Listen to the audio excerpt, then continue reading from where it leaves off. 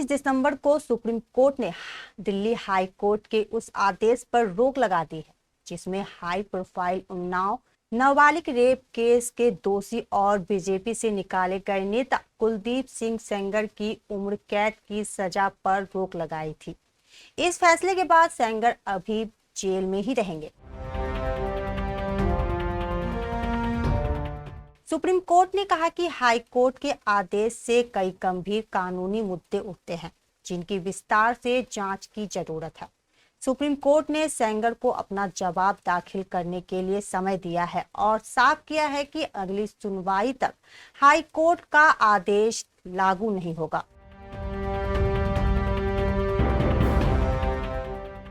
पीड़ित की ओर से पेश हुए सीनियर वकील महमूद प्राचार ने कहा कि सुप्रीम कोर्ट के फैसले को पीड़ित के लिए पूरी जीत नहीं कहा जा सकता, लेकिन इससे कुछ राहत मिली है। यह थोड़ी राहत की बात है।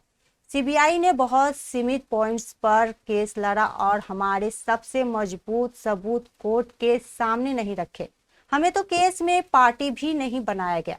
पीड़ित के पक्ष में बहुत सारे सबूत है और केस की मुख्य बातों पर अभी सुनवाई होनी बाकी है। आप इस केस का बैकग्राउंड नहीं जानते तो मैं फिर से एक बार बता देती हूँ। यह मामला 2017 का है। उन्होंने कहा, अगर आप इस केस का बैकग्राउंड नहीं जानते हैं तो मैं फिर से एक बार बता देती हूँ। यह मामला 2017 का है, जब उन्नाव की एक नाबालिग लड़की का रेप हुआ था। 2019 में एक स्पेशल सीबीआई कोर्ट ने कुलदीप सिंह सेंगर को दोषी ठहराया था और उन्हें उम्र कैद की सजा सुनाई थी।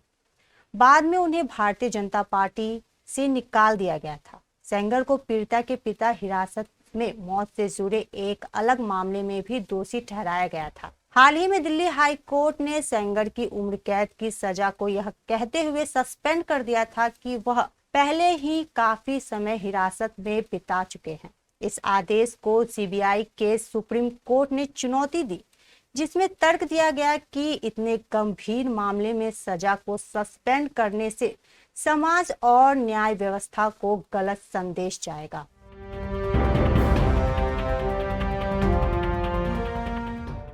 आइए और जानते हैं कि आगे और क्या छुपा है। अब सुप्रीम कोर्ट इस मामले की विस्तार से सुनवाई करेगा। तब तक सेंगर को कोई राहत नहीं मिलेगी। पीड़िता पक्ष ने साफ कर दिया है कि न्याय के लिए कानूनी लड़ाई अभी खत्म नहीं हुई। जय हिंद साथियों, मैं इस समय सुप्रीम कोर्ट के बाहर हूं और सलाम करते हैं सुप्रीम कोर्ट को। उन्होंने हाई कोर्ट के फैसले पर रोक लगा दी है। ये हमारी उन्नाव की पीड़िता और उनके साथ खड़े हुए एक एक शख्स की जीत है। इस जीत पर बधाई देती हूं, लेकिन लड़ाई जारी रहेगी।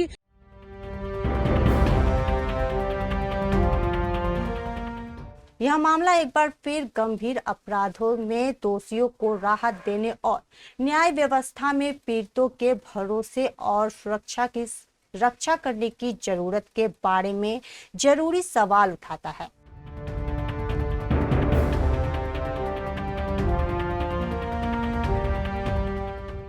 इस मामले से जुड़ी हर बड़ी अपडेट आप तक लगातार पहुंचाते रहेंगे। फिलहाल इतना ही, बने रहे हमारे साथ।